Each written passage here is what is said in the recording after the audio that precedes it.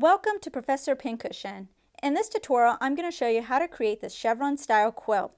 It's an easy quilt top to complete that's perfect for people who don't have a lot of experience in quilting. If you've never completed a quilt before, I definitely recommend checking out our tutorial on how to make a basic block quilt. It's a good introduction to quilting. In this demo, we'll be showing you how to make the quilt top only. For information on how much batting, backing, and binding you need, check out our blog on the chevron quilt top. Now let's see what we're going to need in order to get started. To make our chevron quilt top, we're going to need the following items. First, you're going to need 4 different kinds of cotton fabric. So for this, I'm using Quilter's cotton. It's 100%, and it's 45 to 44 inches in width. So I'm using 4 different colors, and don't forget to pre-wash and pre-treat your fabric before using it. Also, we're going to need our map, and this is going to be available to download off our site. This is going to tell us how we're putting our pieces together. Definitely most important is our rotary cutter, mat, and ruler, because we're going to use this to cut out all our squares. Cotton thread, a fabric marker, and pins is the last thing we're going to need. So the only thing that's not shown here that is also on the list is going to be your iron, your ironing board, and your sewing machine. We created this breakdown in order to make everything simple and to break everything down so you know how much fabric you're going to need and then how many squares you're going to need. So the most important information for right now is the information that's at the top of this page. So the first thing I do once I have my 4 fabrics is I assign them a number. So you can see up here I have the numbers. So 1 is going to be my cream fabric, 2 is going to be my blue fabric, and so on. Now we're not saying that you have to use these exact colors. You can use whatever fabric you want. You just need to write in what your fabric is over mine, so then you can also assign all your colors a number. This just helps to keep it organized so it's less confusing when we start putting our squares together. And you can see these numbers here correspond to these numbers down here, which is the beginning of our chart of the quilt. So here, number 3 is green and number 2 is blue. Now if you look at this, if you look at the whole quilt pattern, it may seem a little overwhelming and confusing if you've never done something like this before. But the simplest way to look at it is all it is a square. It's a square next to a square. 2 fabrics are sewn together in order to make up 1 square. So we have right here is a green fabric and right here is a blue fabric, and it's just stitched together diagonally and that forms a square. That's all it is. Now how many squares we're going to need, because we're all going to start with a basis of a square, is going to tell you right here. So from my cream fabric or my number 1 fabric, I'm going to need 20 squares cut out. So I'm going to cut out 20 squares of my number 1 fabric, and I'm going to make sure each square is 11 inches by 11 inches. I also tell you how much fabric you're going to need in order to get that 20 squares. So here you're going to need about 2 3/8 cut yards at the fabric store, and that should get you 20 squares at 11 by 11.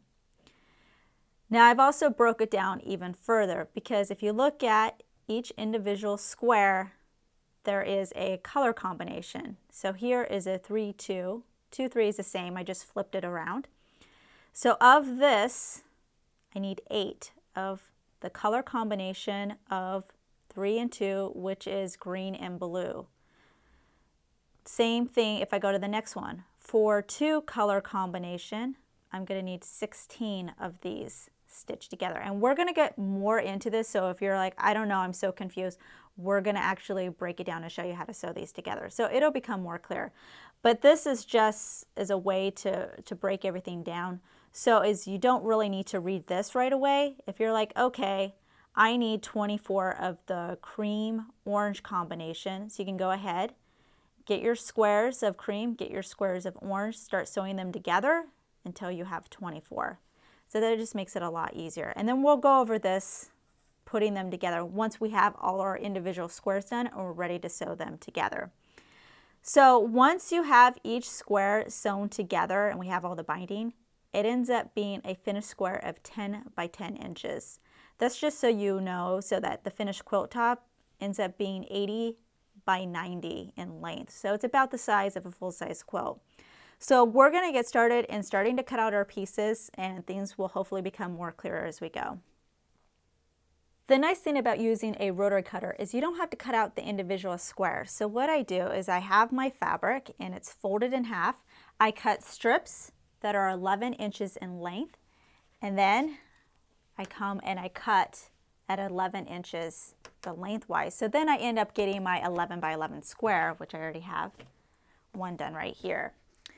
So that's how you get the individual squares. It just makes it a lot faster if you first do strips, and then out of the strips you then cut 11 inches increments.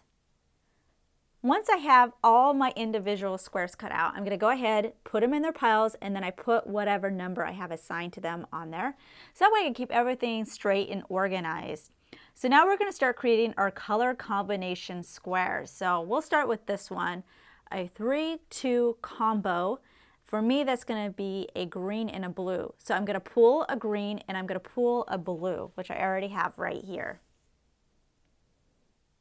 So I'm going to sew these two squares together, but before I do that, I want to get into a little bit of directional fabric and non-directional fabric. So if you're a beginner, you haven't done this a lot, I definitely recommend that you use non-directional fabric, and this is an example of that. So what that means is this fabric, you look at it, you don't know which is the top, the bottom, the sides, because no matter which way it's turned, it's all pretty much looking the same. There's no clear direction to it.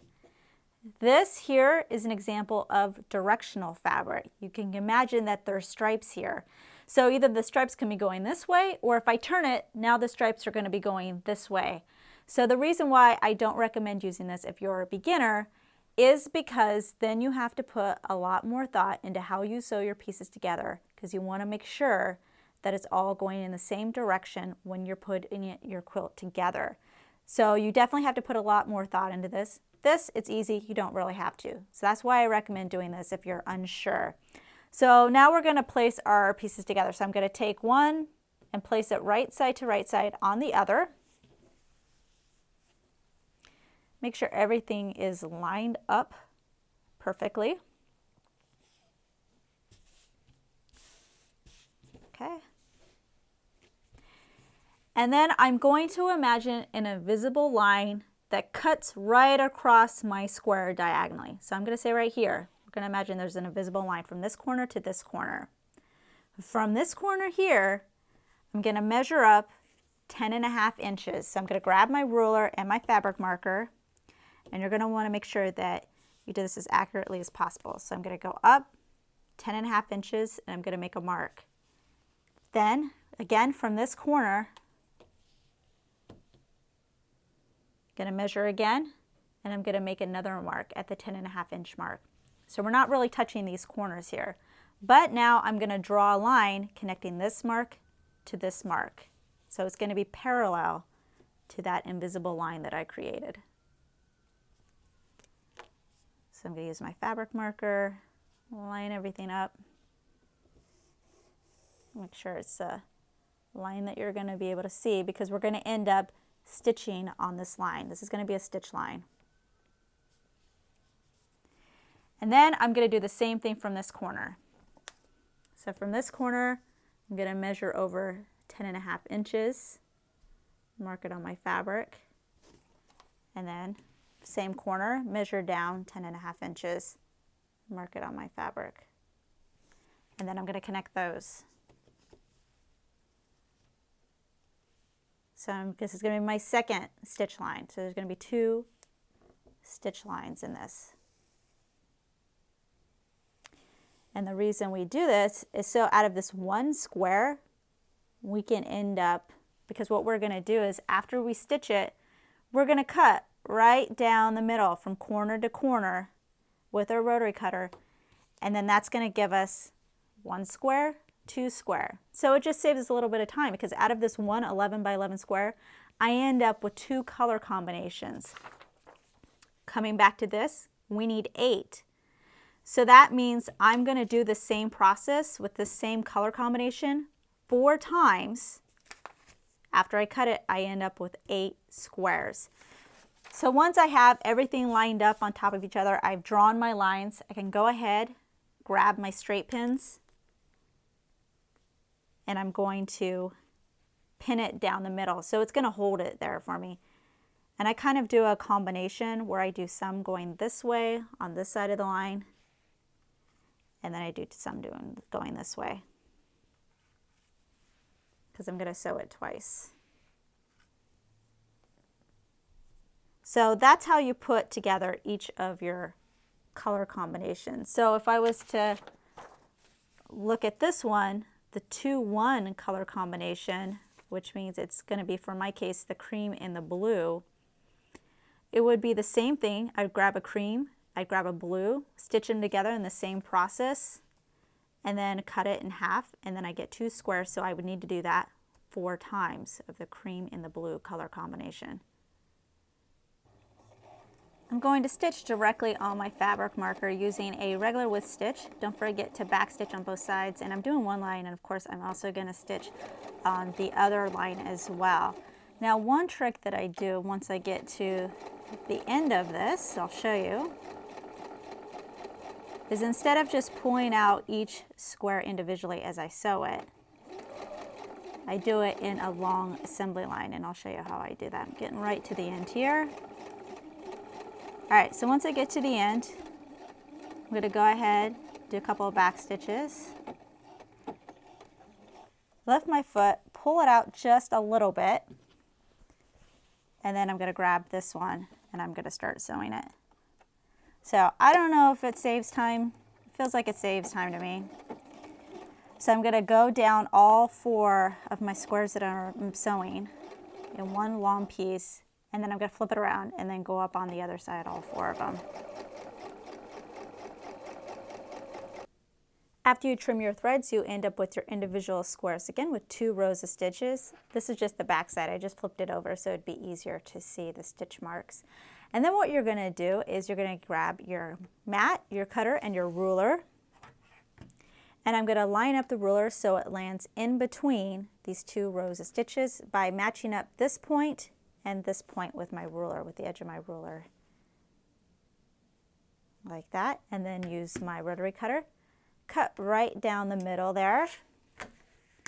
So now my square ends up becoming 2 pieces. So I have one here and one here. Now, of course, if I was to open one of these, I end up with another square. So that's how we have the one 11 by 11 inch square. We do some stitching, we cut it in half, and then we end up with 2 of them. So once you have that, for each of them, you're then going to take it to your ironing board and you're going to press your seams open. So here's one I've already done. So all pressed open, I do it on both sides, this side, and then I flip it over and I press it again on this side. So it's all nice and flat. And you'll see here I have these little points sticking out. You can go ahead and trim those off. And here is one finished square. So now the finished size of your square at this point is 10.5 by 10.5 inches. Once you have your blocks created, you can then start stitching them together in order to form rows. So that's when this is going to come in handy now, because now we can see the individual rows. And I just take one at a time. So I'm going to start with A, which is our 3-2 color combination, which is the blue-green. And just to remind you in this example, for 3 is going to be green and 2 is going to be blue. So I'm just going to look at the first one and work my way down, making sure that the blocks are going to reflect that. Now sometimes you might just have to rotate them a little bit in order to get them to do the design that they need to do. So that's all you need to do. So for the first one, it has 3 on top, 2 on the bottom. So green on top, 2 on the bottom. So 3, 2, and then the next one is 2, 3. So the 2's are always together in this particular case. So 3, 2, 2, 3, and then it repeats. 3, 2, and then 2, 3.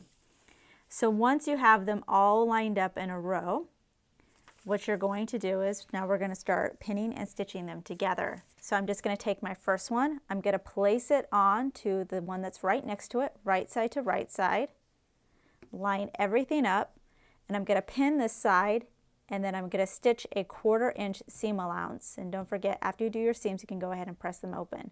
So then these are attached. I'm going to take this whole block, move this down a little bit, and so this edge that are touching each other, so this edge, this is the side that you're always going to pin and stitch together. So I'm going to move this all the way over here. It's still right side to right side. And then I'm going to pin and stitch that 1/4 inch seam allowance again. So then these are going to be attached. So you're going to keep doing that until you have 8 blocks that are all sewn together in one row. And you're going to do that for each row, A through I. With each row completed, we can start stitching all our rows together. So to do that, again, I'm just going to follow my little map here. So A is the green-blue combination, which gets stitched to B, which is the orange-blue combination here.